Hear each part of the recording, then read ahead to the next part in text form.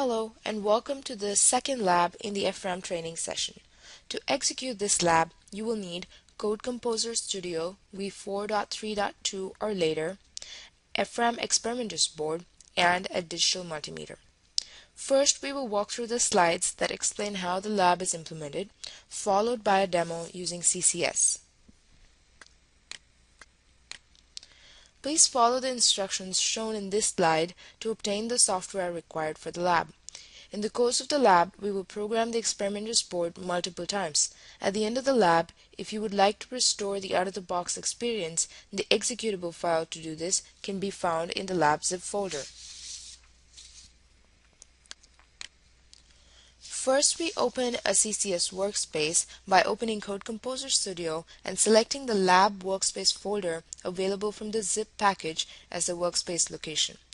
The workspace folder is used to store all the project files, including copies of the source code file. Then we import two projects that have already been set up for use in the labs. These need to be imported using Project and Import Existing option. Select the folder Lab Workspace as the root directory for the projects. Check boxes Lab 1 and Lab 2 to import both projects. Ensure Lab 1 is marked as active.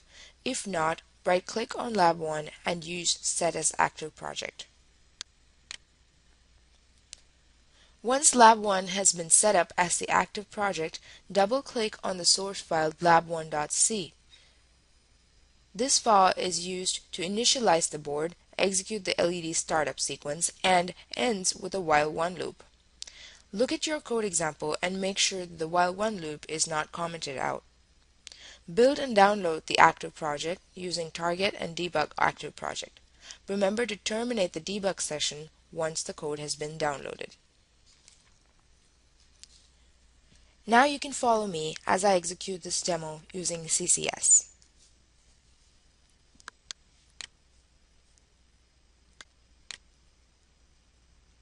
First, I go to Project and Import Existing. I browse to the root directory, which is in my desktop, Lab Workspace. I select both projects that I need, Lab 1 and Lab 2, and click Finish.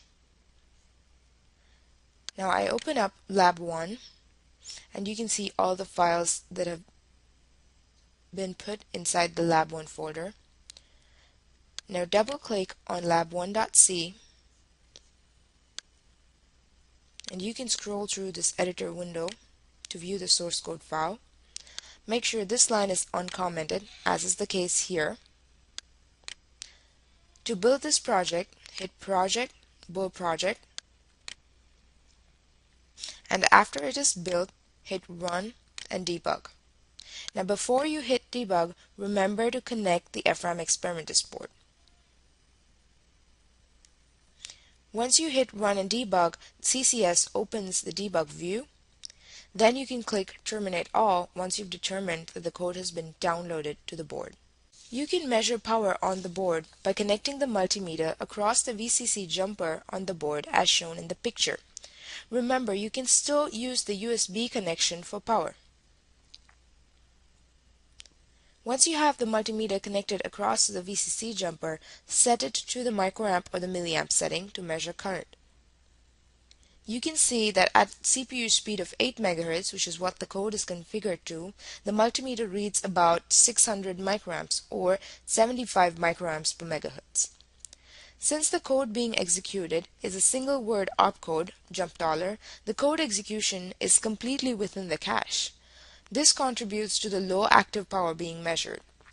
In the next lab, we will use a more typical real-world use case to measure power. In this lab, we will replace the while one statement with a function called active mode test that executes a mix of CPU instructions in an infinite loop. These instructions use different addressing modes and registers and exercise both SRAM and FRAM. The instructions to build and download the code to the board are the same as in the previous lab.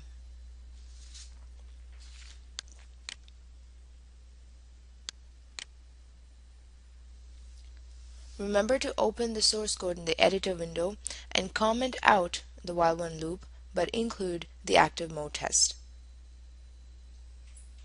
Now we will follow this demo in CCS.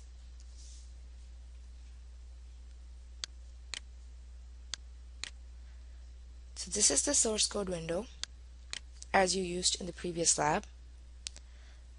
This line is commented out and we include the function call active mode test. Then we build a project as before, selecting project and build project, and download the code using run and debug. Now before you download the code, remember you had a multimeter connected across the VCC jumper. You could either remove the meter and replace the jumper, or make sure the meter is powered. Once the code is downloaded, terminate the debug session and measure the power in the same method as you did in the previous lab.